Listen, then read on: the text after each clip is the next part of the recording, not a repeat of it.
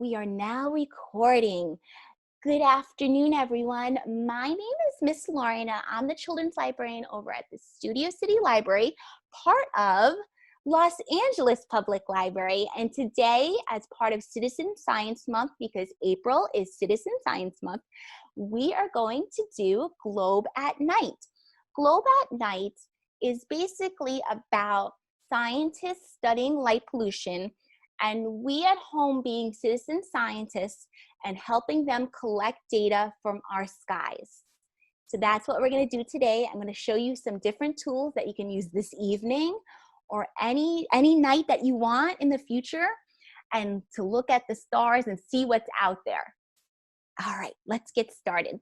So now I'm going to share my screen so that you can see my computer. And I have all of these websites to share with you.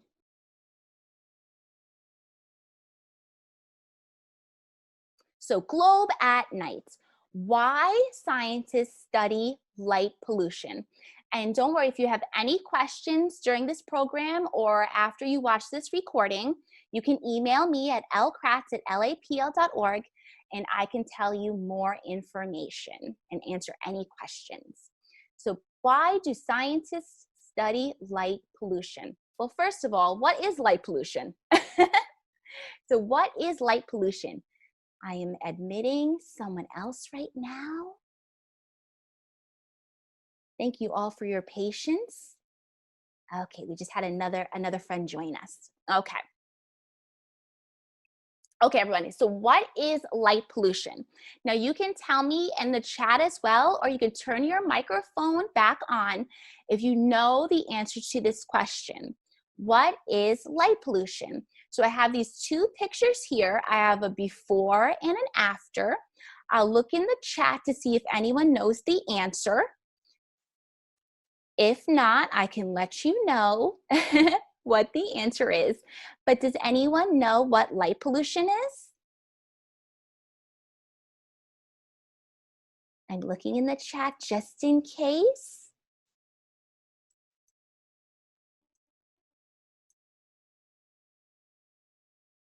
Okay. Okay, so I have some answers here. I have light pollution is gases in the air from fire. And then I have another answer, light. Excellent. Thank you for sharing those answers. So as you can see in these pictures, the before, can you see any stars in there? It's really hard to see. There's maybe one. Yeah, a little bit, right? You can see a little bit. You can see a little bit of the stars there, but not really, right? Not really.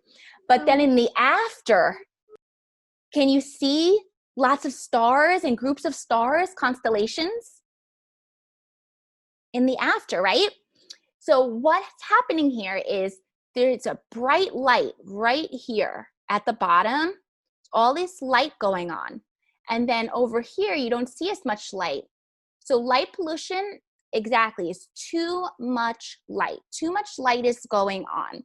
So I read, according to the World Atlas of Artificial Night, sky brightness in the US and Europe, 99% of the public can't experience a natural light.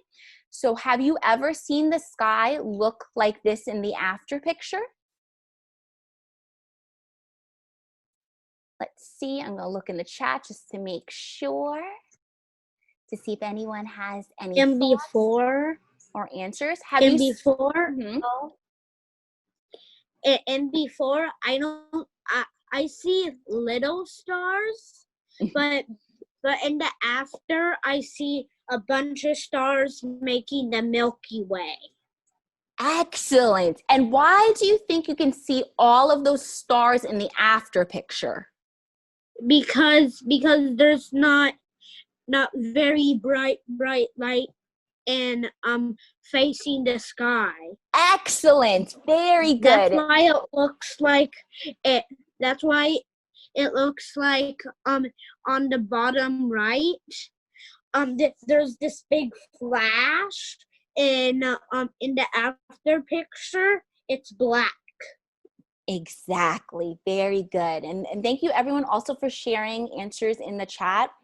So that's right. Light pollution is too much artificial light. And also when there's too much artificial light, you know, when you're near a light bulb or a bunch of light for a long period of time and you start to feel hot and sweaty, it's too much light, and light emits heat. And when there's too much light going on all around, artificial light, then it's going to get too hot, climate change, temperatures rising where they're not supposed to rise, when they're not supposed to rise. So that's why scientists are now studying the effects of light pollution, and we're going to help. Scientists study light pollution because the thousands of lights that are used through the cities have been shown to increase temperature, which causes climate change. That's what we were talking about before. Okay, now the fun part. How can we be citizen scientists and help gather information for scientists to use? So, oh, I like the writing on my screen.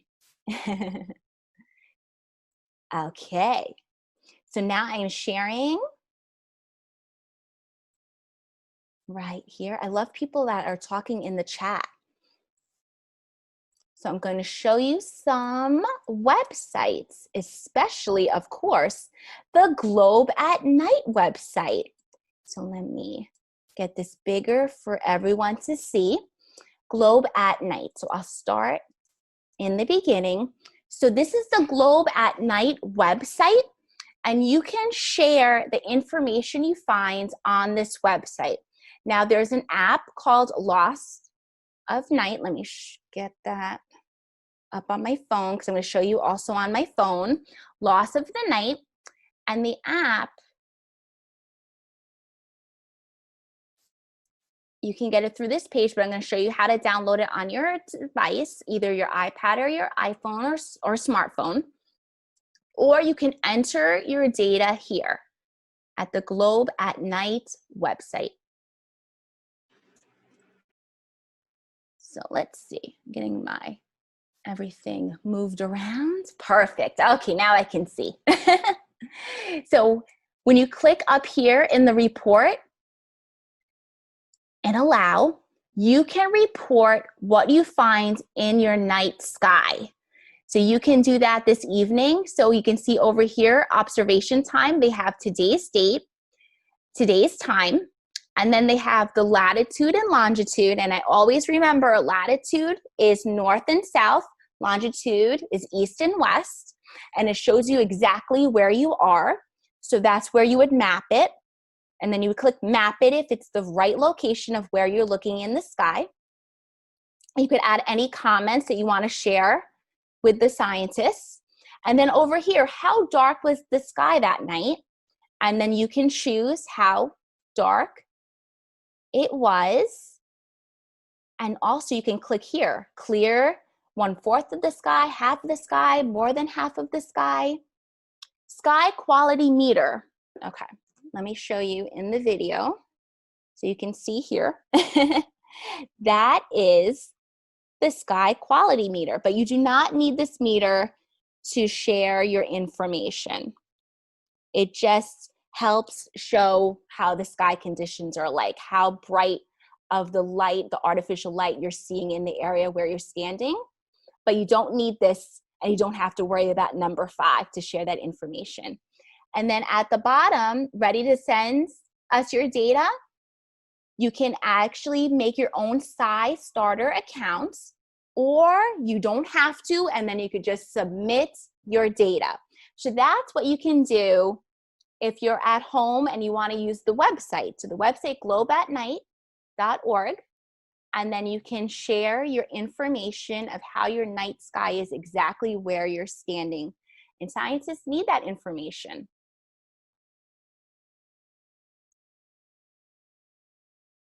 Okay, sorry, but I have so many tabs open. I apologize. Okay, so we have our globeatnight.org, and then this app right here, Loss of the Night app. I used that last night, and I'm gonna share some pictures of how you use that app and how you can use it at home. And then you can actually just share your information right there. Now, we were talking about this before we started. So this is a planosphere. And you can see you can move it around, all around. And it has all the constellations, all the star groups there. And what you notice is there's months and days and times. So you can move it around, and there's times and dates. So I can actually show you with this picture too. There's the months all around, there's the times, and there's the days. And you can kind of move it around according to the month, day, and time that you're looking at the sky. And it can show you exactly what it would look like if we didn't have light pollution, what constellations and stars that you would see, groups of stars that you would see in the sky looking up at the sky. So I know you may not have this on hand, but there is a link to create your own. And I made my own, and I put it in the chat. I'll put the website again, and it's actually right here, this link right here, so right here, inthesky.org, you can make your own planosphere. And a planosphere is a simple handheld device which shows a map of which stars are visible in the night sky on any particular time.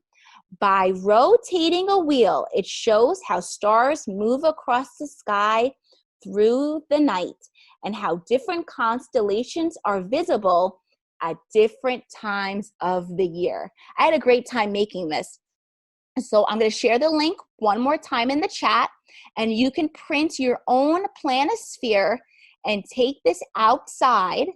I did it outside last night with a mask on, of course, but I went outside and I looked at my night sky and I used my planosphere so I can see, if we didn't have light pollution, how it would actually look in the sky if the sky was clear and we could see everything. So I will put that one more time in the chat as well, just in case. So I'm going to, and remember, it is inthesky.org. And I'm going to put it right here one more time.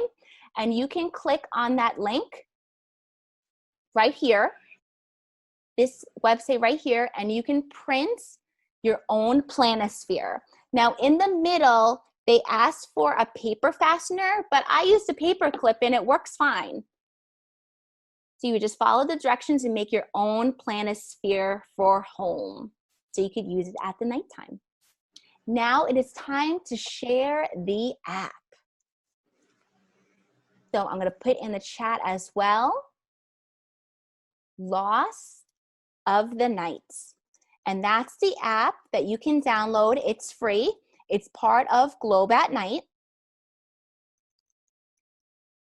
And with that app, you can actually play a game.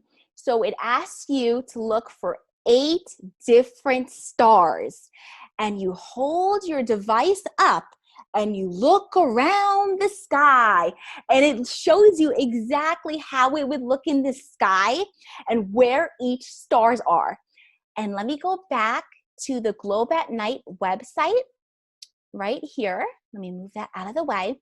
And then we'll go back. And now, right now, for the month of April, you see here, join us for the April 2020 campaign. So far in 2020, citizen scientists from around the world have contributed 5,894 data points. Help us achieve our goal of 15,000 data points this year. And you can do that using the Globe at Night website and share your information there. You'll have your parasphere, your planosphere, and you're gonna look for Leo. And I actually found Leo last night. I'm gonna show you some photos that I took, but you can find the constellation Leo. And if you scroll down, finding all the globe at night, stars and constellations. Right now the link's not working, but they have all the different constellations that you can look for. Right now the website is not working that well, but you can do this from home. But it's a way to introduce you to this website and how you can be citizen scientists this month.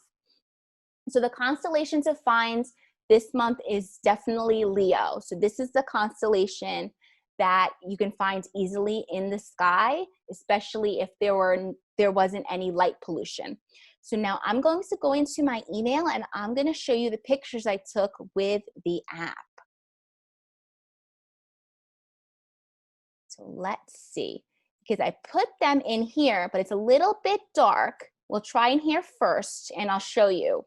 So in the app, it tells you step by step what you have to do. And then it's gonna ask you to look for 8 different stars. And you're gonna say if it looks clear, if you can see it, or if you kinda can't see it. And it'll show you right there. So this is a screenshot I took on my phone last night. Between 8 p.m. and 10 p.m. is the best time right now to use the app. And you can see the constellations. See Leo right here? And then I took a picture of my sky, of how it looked with just my naked eye, just looking with my eyes. It looks pretty dark, right? You can kind of see a few, but there was too much light pollution. But when you look at these pictures right here with the loss of night app, they'll show you exactly how it would look with your naked eye. I mean, with your, if we didn't have light pollution, loss of the night app.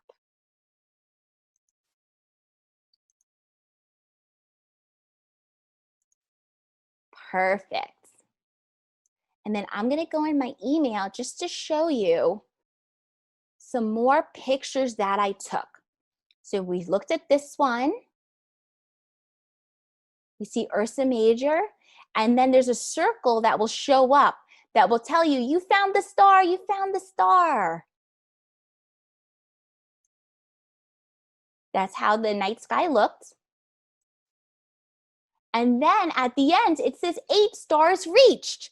With 8 stars, your measurement of the sky brightness has a statistical uncertainty of about 23% because there was light pollution and it was kind of foggy last night.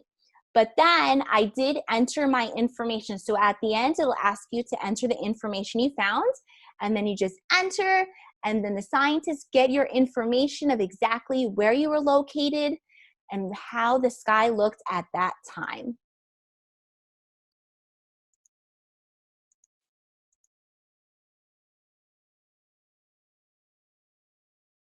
Yay. Okay. Excellent. So now I just want to remind everyone about the survey. There's a survey right here. I'm going to put the link in the chat that you can fill out. I'm going to turn off the recording now so that we can chat more and I can answer any questions that you may have in person.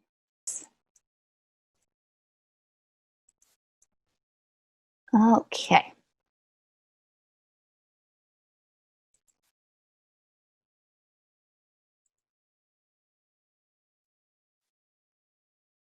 All right.